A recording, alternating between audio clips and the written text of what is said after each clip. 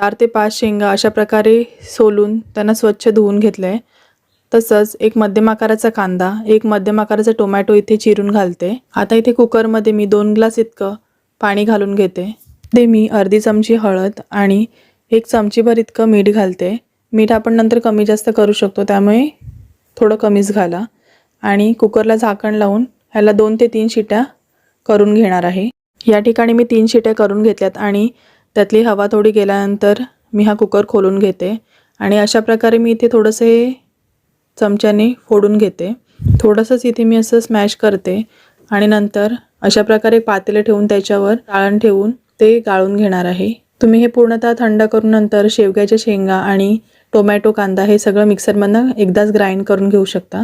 मी थोडंसं इथे स्मॅश केलं आहे आणि अशा प्रकारे हे त्यातलं पाणी काढून घेते आणि नंतर हे सगळं मिश्रण आहे ते थोडंसं एकदा मिक्सरला फिरवून घेणार आहे. आता इथे मी बऱ्यापैकी ह्यातला पल्प आहे तो काढून घेतला आहे. आता हा जो चौथा उरलेला आहे तो मी एकदा मिक्सरला थोडंसं पाणी टाकून ग्राइंड करून आता पुन्हा ते एकदा गाळून घेईन. जर का तुम्ही पूर्णतः थंड करून नंतर हे ग्राइंड करून घेतलं तर तुम्ही डायरेक्टली ह्याच्यातनं हे गाळून घेऊ शकता. हे सूप करताना हीच फक्त प्रोसेस आहे, थोडीशी आपल्याला करावी लागते, नाहीतर अगदी कमीत कमी साहित्यामध्ये होणारं हे सूप आहे.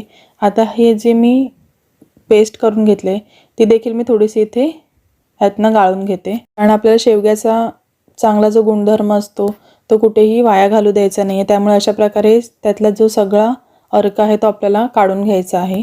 इथे आता माझा पूर्ण इथे अर्क काढून झाला आहे. जर गरज लागलीच तर थोडंसं पाणी देखील ह्यामध्ये तुम्ही ॲड करून हे काढून घेऊ शकता. आता आपलं सर्व पल्प तयार आहे. या ठिकाणी मी ज्या कुकरमध्ये शेंगा वगैरे शिजवून घेतल्या त्याच कुकरमध्ये मी आता फोडणी देणार आहे. इथे मी तुपाची फोडणी देते. जर तुम्हाला तूप आवडत नसेल तर तुम्ही इथे तेलाचा देखील वापर करू शकता, परंतु तुपाने टेस्ट छान येते. इथे मी 2 चमचे घरगुती तूप घातले. तसंच ह्यामध्ये थोडंसं पाव चमची इतकं जिरं घालून घेते. जिरं थोडंसं तडतडलं की नंतर ह्यामध्ये 8 ते 10 लसूण पाकळ्या इथे मी ठेचून घातल्यात. आपल्याला इथे लसणाचाच फ्लेवर छान येतो आहे, त्यामुळे लसूण आपल्याला इथे भरपूर घालायचं आहे. 8 ते 10 पाकळ्या इथे मी छान खलबत्त्यावर कुटून घेतल्यात. आता थोड्याशा त्या परतून घेते. लसणाचा थोडा कच्चेपणा इथे गेला की नंतर आपण जे सूप बनवून ठेवलंय ते ह्यामध्ये घालूया.